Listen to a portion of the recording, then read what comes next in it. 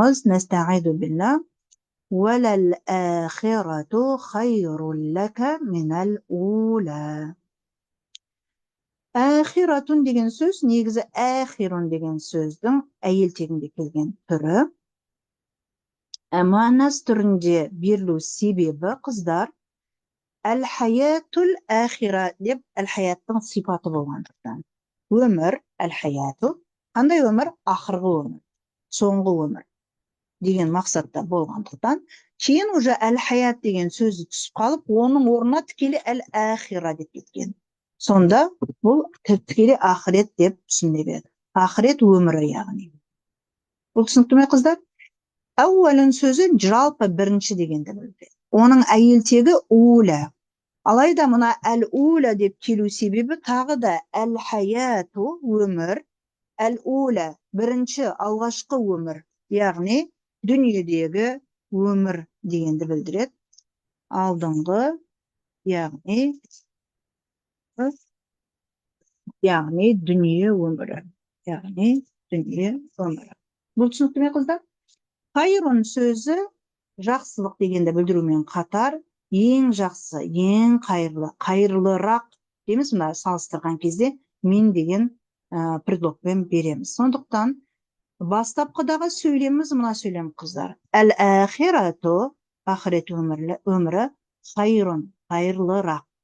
Негізі исмут тафтилден, яғни салыстырмалы шырайда келген сөздер әф'алу деген формулада құралады. Әф'алу.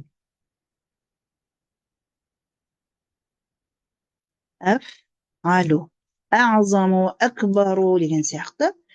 Соған байланысты бұл әхияру болу керек еді, алайда көп қолдануына байланысты өзгеріске ұшырап, басындағы хамзасы түсіп, хайыр болып қалған деп айтылады. Әл-ахирату хайрун. Өзгермейді, мүзеккер муаннас болып өзгермейді. Әл-ахирату хайрун. Ақырет хайырлы. Басына ләнің қосылу себебі ләм музахлақа деген бір ләмді өткен біз бұрын, біз естеріңізде болса, инна басына келсе, ләм артқа қарай кетіп қалады деген болатынбыз. Ал бұл аяттың басында инна жоқ, сондықтан бұл лә мағынаны күшейтетін лә есімді сөйлемнің басында тұра алады. И бірге жазылады. Ләл-ахирату септікті өзгертпейді. Инна болса өзгертетін, фатхаға ауыстыратын. Лә өзгертпейді. Ләл-ахирату расында шын мәнінде ақырет хайрун, қайырлырақ. Кім үшін? Ләкә. Қосып оқыған кезде хайрул ләкә. Неден қайырлырақ? Минәл уля. Сен үшін дүние өмірінен көрі ақырет тағы да қайырлырақ. Бұл түсінікті ме қыздар? Әл-уля. Әл-уляны біз әдетте дүния дейміз. Дүния сөзінің өзі әдна деген ертегінде асырмалы шай, әф'алу үлгісінде келген бұлда. Оның әйел тегі дүния. Сонда біз әл-хаят әд-дүния негіз қараңыз. Әл-хаят әд-дүния. Ең жақын өмір бізге. Әл-хаяту әд-дүния. Одан кейін әл-хаят түсіп қалғанда тікелей әд-дүния деп кете берсек, ол дүние өмірі.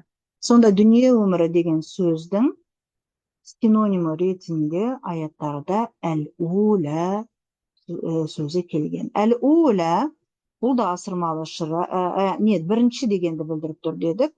Алғашқы өмір деген мақсатта әуелдің муаннас түрінде келген.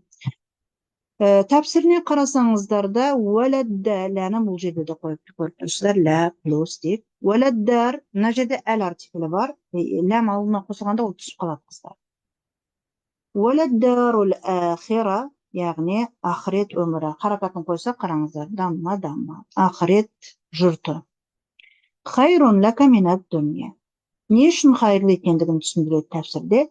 Лима фихи болғандығы үшін ол жерде не? Минән наим, нығмет. Қандай нығмет? Әддаим, жалғасатын. Әлләзи который, ла янқати, үзілмейтін, үнемі жалғасатын нығметтер болғаны үшін. Бұл жердегі мәді әлләзи деген сөз. Лилләзи фиха минән наим. Мына жердегі мәнің мағынасы нақты емес. Мысалы, лима фиха деп тоқтап болса, ішіндегі бар нәрселер үшін, яда ішіндегі бар нәрселерге байланысты дүние өмірінен гөрі ақырет өмірі қайырлырақ десеңіздер болатын еді. Алайда ішіндегі бар нәрсе не ол? деген кезде оны минмен түсіндіреді. Минен наим, нығметтерден. Қандай нығмет? Әддаим, үнемі жалғасатын. Әлләзи, который ла янқати, яғни үзілмейтін, кесілмейтін, тоқтамайтын нығмет бар. Себебі онда деп аударымызға болады, болғандығы үшін деп те аударымызға болады. Себебі десек, себебі онда. Онда деген кезде мына жердегі хәміз қай сөзге қайтып тұр?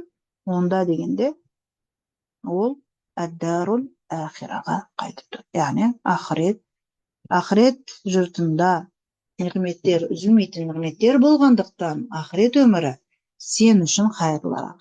Ғалымдарымыз пайғамбарымызға бағытталған аяттарда айтылған нәрсе, ол біздер үшін де айтылған нәрсе. Яғни мүминдер үшін дүние өмірінен ақырет өмірі абзалырақ, артығырақ, қайырлырақ. Уәләл ахира иғрабына келетін болсақ, уаумыз харфу атып, бірыңғай мүше ретінде алдыңғы сөйлемге қостық дейді. Ләм мул иптида. Біз ләм музахлақа деп атап жүрген етіміз. Ал музахлақа ол артқа қарай сырғып кетті деген сөз. Сырғымағандықтан бұл баста тұратын ләм өзі. Ләмул иптида, бастау ләм. Алайда муаккида, күшейтетін. Нені күшейтетін? Бимадмунил жүмлә. Сөйлемнің мағынасын күшейтетін ләм. Әл-ахира мубтада, сөйлемнің басында тұр, мәрфу. Ва аламату рафахи ад-дамма. Атау септігінің белгісі дамма. Осындай иғраб түрі болғаны сияқты тікелей бид-дамма деп қысқартып айтсаңыздар болады деген болатынбыз. Яғни даммамен мәрфу болып тұр. Хайрун хабар мәрфу ва аламату рафахи атау септігінің белгісі ад-дамма. Біз оны тағы қысқартып бид-дамма деп тікелей айтсақ та болады. Ләка жар ва мәжрур. Харфу жар исм мәжрурдың орнында тұрғандықтан жар ва мәжрур мутааллиқани байланысты хайр сөзімен. Min хайр сөзімен байланысты. Әл-ула исм мәжрур ва аламату әжәррихи. Бұнда да ула кесра қойамаймыз. Қосамағандықтан әл-муқаддара бар деп саналатын кесрамен мәжрур болады дейміз.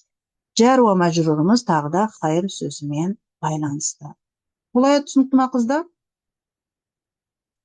Уәләл ахира, шын мәнінде ақырет, хайрун, хайрлырақ, ләка, сен үшін, минәл ула, алдыңғы, яғни дүние өмірінен. Келесі аят, мұстағилла, уәлә сауфа ю'тика раббука фатарда.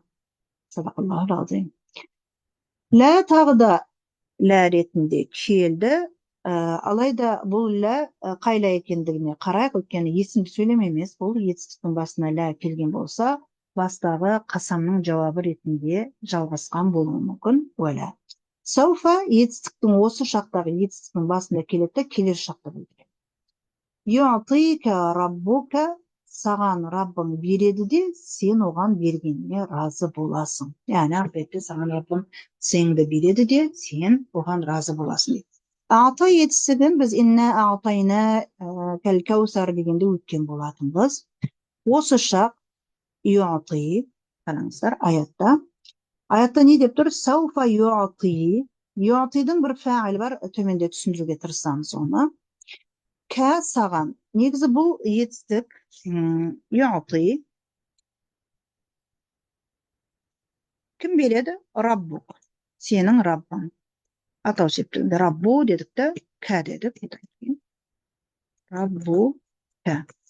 Саған, саған деген кезде бізде ол барыс септік, арабшада ол толықтауыш. Сондықтан ю'ти плюс кә, бағанағы уәмә уәддәәкә деп етістікке қосылып кеткен сияқты бұл жерде де саған Раббың береді. Бұл түсінікті ме қыздар? Негізінде біз бұны ю'ти Ар-Раббу, Алла береді. Кімге? Ән-Набия саллаллаху алейхи уассалам. Деуімізге болатын. Ән-Набия, мысалы, мәфул бихи көріпсіздер. Осы мәфул бихи есімдікпен саған деп білдірілгендіктен, ол есімдік бөлек тұра алмайды, етістікке қосылып жазылады. Яғни етістікке қосылған мынандай замирлер не емес, негізі и, оның ны қоса ұртылып жатқан мен дейтін болсақ, ю'тини, сен, ю'тика, ю'тики, ю'тихи деп кете береді. Осы қосылған замирлеріміз арабшада толықтауыш мәф'ул бихиді білдіреді. Сөздеріне қарайтын болсақ, радияны да бұрын өткенбіз. Радия осы шағы ярда, бұл үшінші әрпі әлсіз етістік. Ярда, әнті болатын болса тарда, сен разы боласың. Бүйрықрай ирда, рыдан, радин, разы деп жүрміз ғой, сол разы деген сол мынау сөз ғой, рады. Мардыйын, разы болған. Алдыңғы аяттарда мардия деген сөзді өткен болатынбыз, алдыңғы сүрелерде. Тәпсіріне келетін болсақ, мына жердегі фәміз қыздар, бұл да арабшада уә сияқты. Бірақ береді де сен бірден артынан разы боласың деген сол, бірден артынан болатын неге келетін тағы бірыңғай мүшелерді қосады. Етістікті етістікке қосып тұр. Алайда бірінші етістіктің фәғилі бастаушы раб сөзі, ал екінші тарда етістігінің бастаушы ішіндегі әнті. Сондықтан ол ярда емес, тарда. Ямен басталса ол үшінші жақ, ол дегенді білдіреді. Тәмен басталса бұл екінші жақ, сен дегенді білдіреді, ертегі үшін. وَلَسَوْفَ يُعْطِيكَ رَبُّكَ فَتَرْضَى. Саған Раббың береді, міндетті түрде сен де разы боласың. وَلَسَوْفَ يُعْطِيكَ несінде де тәпсірінде де соған ұқсас қараңыздар. وَلَسَوْفَ يُعْطِيكَ не деген сөз бұл? وَلَسَوْفَ يُعْطِيكَ болашақта саған ол береді. Нені береді? Минәс сауаби, сауаптан, әл-жазилі, мол сауаптан. Кімге береді? Ләкә, саған береді. Уәли умматика, және де үмметіңе береді. Қаншалықты дәрежеде? Хәтта тарда, сен разы болатындай дәрежеде.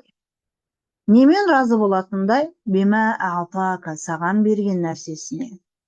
Уә'ата умматака, және де үмметіңе берген нәрсесіне разы болатындай дәрежеде саған да, сенің үмметіңе де Раббың мол сауап береді дейді. Иғрабына қарайтын болсақ, уәуіміз тағы